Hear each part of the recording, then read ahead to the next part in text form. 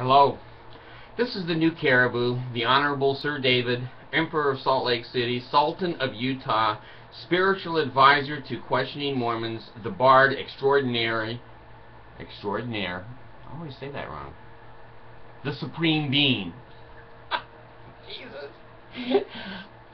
Someone's going to kill me. I can tell. I'm going to go, but you know what? I'm going with a smile on my face. The Supreme Being. How many people other than David Koresh and Jim Jones call themselves the Supreme Being? It's the hallmark of mental illness, my friends. It's the hallmark. Again, thank you for some of your comments. I laugh my ass off. Some of you people are so funny. It's hilarious. It makes my day. I go in there and it does make my day. And I appreciate that. You know, something I wrestle with, and I've been thinking a lot. Don't mind these holes in my shirt. I figured there was something on my shirt and I pulled out. It was a hole. I have wondered why the hell the Mormon Church doesn't implode. Why does it continue to exist? It's kind of like a fart in the wind. It's not important and no one notices it. But here's what I've been thinking about this morning. And now I haven't taken my meds yet. Okay.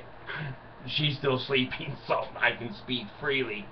I started looking at the needs of human beings through my education. Maslow's hierarchy of needs, and Freudian and Jung and some of the other great psychologists and human experiment and philosophy people. Now here's what I got thinking about. I was driving Allison to school today. I yelled shotgun. She was scared. She said, "You have shotgun on the left side." I go, all right, all right. I love to tease her. Anyway, the needs of human beings. One of I'm not going to go into every need. I'm going to go into one of the main needs that I recognize, and most psychologist-type people, psychiatry people recognize. That's the need to be accepted. Human beings are an extremely social group of people. I didn't know this, that horses. Have you ever seen a whole bunch of horses in the field? They all stand together like they're having a meeting. I didn't know that social order for horses was a social process, that they all like to stand by each other. So, I don't know. One of the things with humans is now I'm going to say we because I don't want to be obnoxious, which I usually am, but without meds I have to be careful.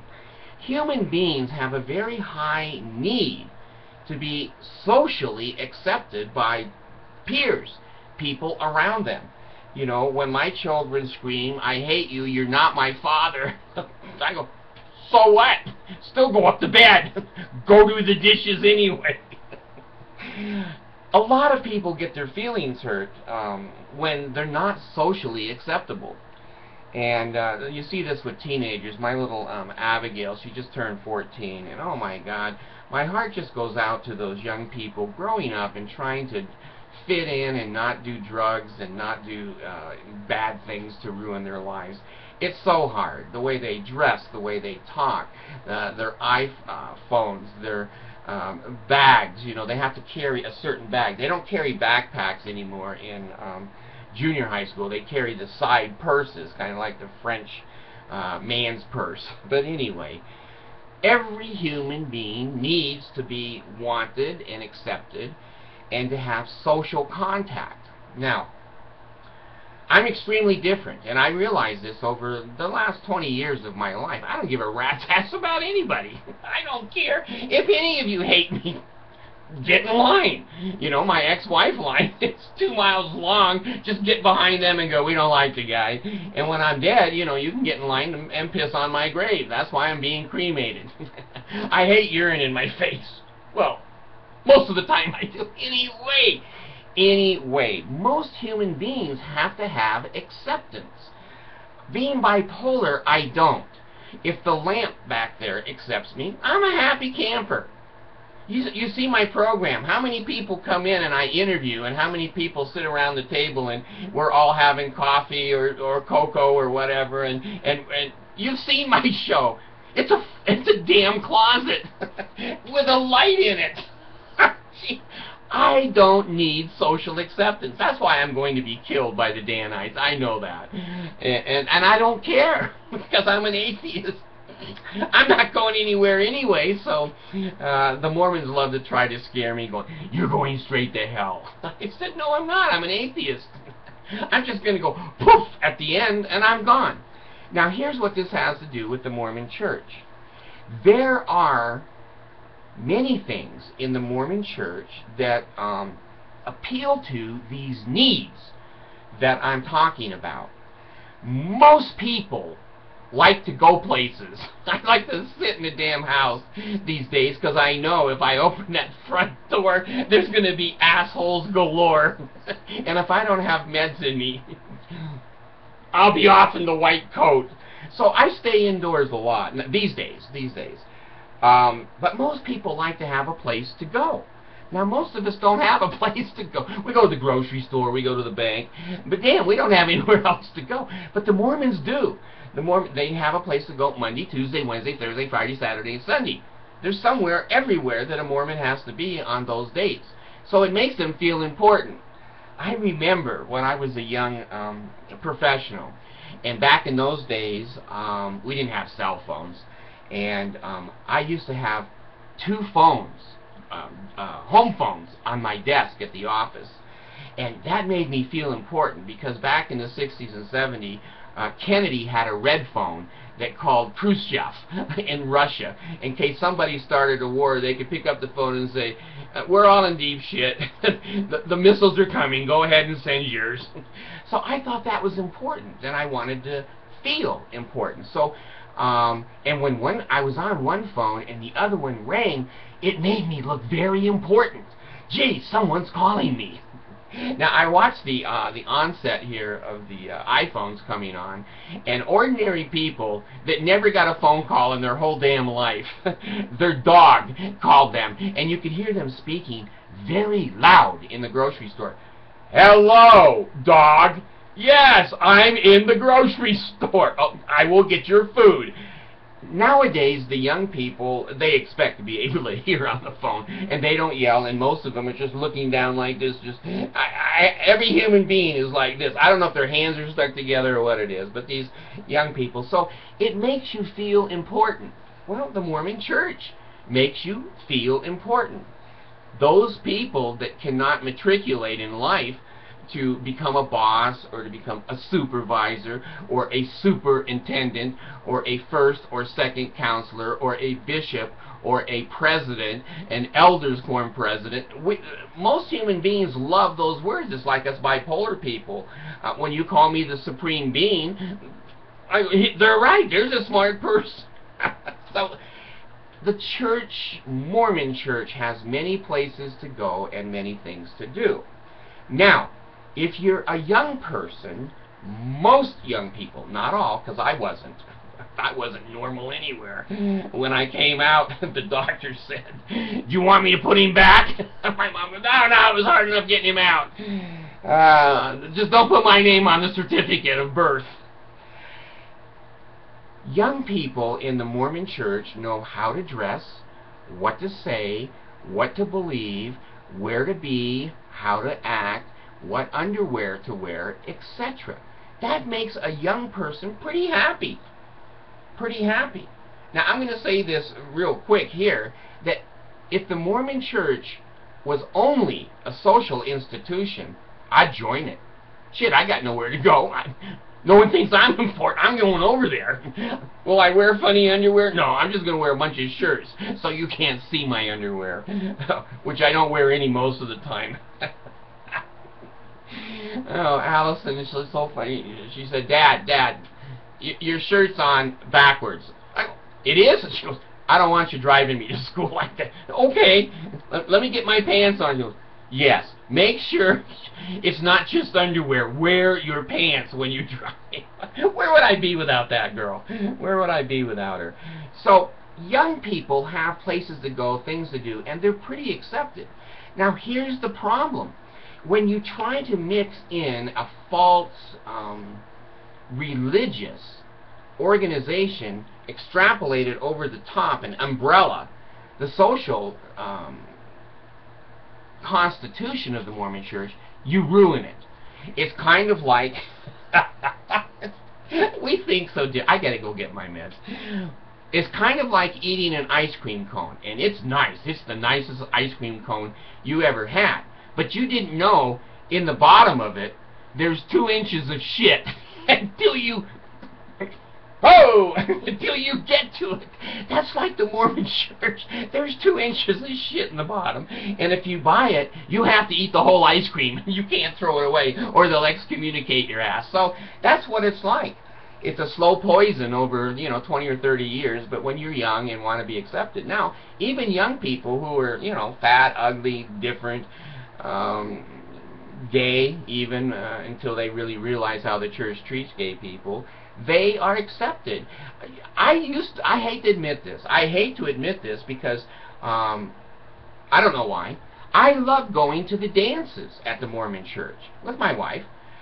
Because I was a good dancer. I taught dance at BYU for 2 years, and I wasn't a professional dancer, but I knew every dance, and I could take any girl in the world, even quadriplegics, and dance well with them. I enjoyed the dances. I enjoyed some of the potluck dinners and the green jello. You sit around a round table, and you might get 1 or 2 people now and then that you can talk to. The rest of them are just robots spitting out things about, well, President Monson, did you see the tie he had on in conference? I go, no, I didn't, and I don't give a rat's ass. Well, they'd get up, they'd leave the table. So not too many people would talk to me, but there were 1 or 2. And there were activities that we went on. I remember we called it YMCA. No, not Y. Not the Young Women's Program, and it's not the YMCA. That's the gay guys that are dancing in the 70s, I think. It was Mutual Improvement, MIA, the Mutual Improvement Association. Now, I was in there for like, I don't know, 5 years, 6 years, and you can see it wasn't worth shit. It didn't mutually or even singly improve me. It made me worse. But we went places, the adults, the young adults in the Mormon Church are sometimes just wonderful that they'll take you to Mexico. They won't bring you back. Like me, we all went to Mexico, and, David's not in the car, and they go, let's go. So there were things to do. We went down to the Rose Parade. And I loved, it was so damn cold, we were on the sidewalk, and I loved my little girlfriend into the sleeping bag so we could stay warm. And when people start, the authority, or the chaperones would start pounding on the bag because it was jumping around on the sidewalk, I would say, hey, this is the Joseph Smith sleeping bag. Leave it alone. And they'd scream, we're going to tar and feather it. And I go, oh shit, I got to get out of here. And the girls would all come out with a little bag on their head, going, we were in there with David. So anyway, there's things to do, places to go. And the buildings are nice. Now, I noticed this. A lot of Mormons don't have a real nice house. Now, these days, more of them do. When I was in the Mormon Church 50 years ago, the chapel was an exquisite place, and temples even more, gold, and, I see my tithing gold up there on the ceiling, which I'd like to get a recommend again and go into the temple and yank that damn gold off of the chandelier, and then, sell the damn thing so I can get my money back. But when you're young and you are in a social institution, I'm going to say it's wonderful. It's wonderful. That's why you meet certain Mormons that appear to be happy. They appear to be happy.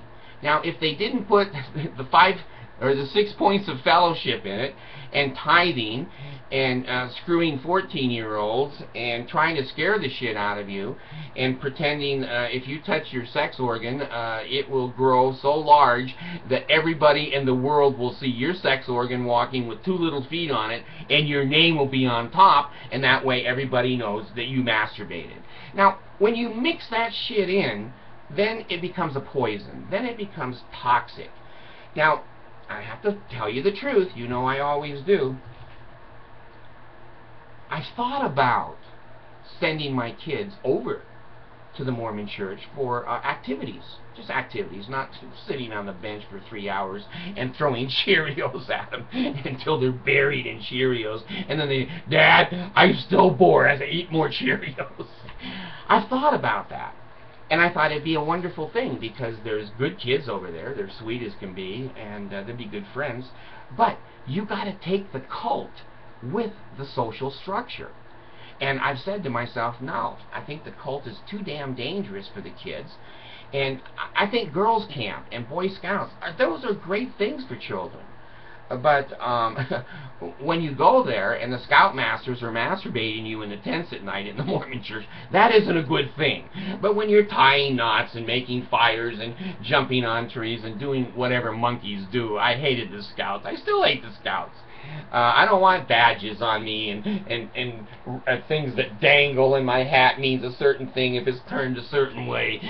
I don't need that shit. I think I'm important. I don't need a damn uniform to tell me I'm important. And if people can't see that I'm important because I need a uniform, then, you know, I've got problems again. So, anyway, I'm saying now to myself and to you, I think the reason the Mormon church continues to exist is not its religion, its social structure meets the needs of many, many losers. Now, they're not all losers, but mostly losers. There's some people, you know, Mitt Romney thought that he was a pretty successful guy till he ran for president of the United States, and you know, people kicked his ass as far to the curb as they could.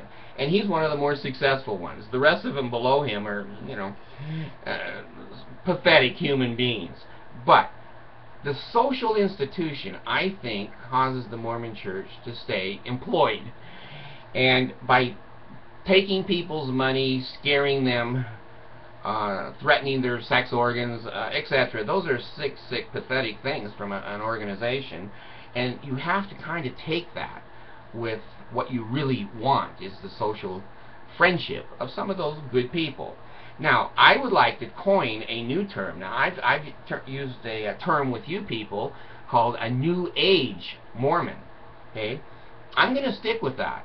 I think that there's Old Age Mormons and New Age. And I think the New Age Mormons are taking from the Mormon church what's fun, what's neat, what's wonderful. And they keep their money in their wallet. They basically keep their mouth shut about polygamy and Joseph Smith peeking into a hat with a stone in the bottom of it. They go, we don't give a shit about that. We're just going to go over to the dance, and we got 4 friends over there we're going to meet, and then we're going to go out afterwards and have dinner together. I think the New Age Mormons will eventually squeeze out us old people who were intimidated and live the entire doctrine of the Mormon church. We're stained. We're a lipped cupcake. Someone has lipped our cupcake, and you know, we're used. We have the scarlet LDS, lay down sisters, on our forehead. We're the old farts, and we'll be dead. And so I think I look at it with the social structure, and as they continue to sanitize their history and don't teach it to their people, and then they say, well, it's not important. It's not important. Just come on over and let's clean the chapel. So anyway, that's my thing. I'm going to go get my meds. I'm having too much fun. Thanks.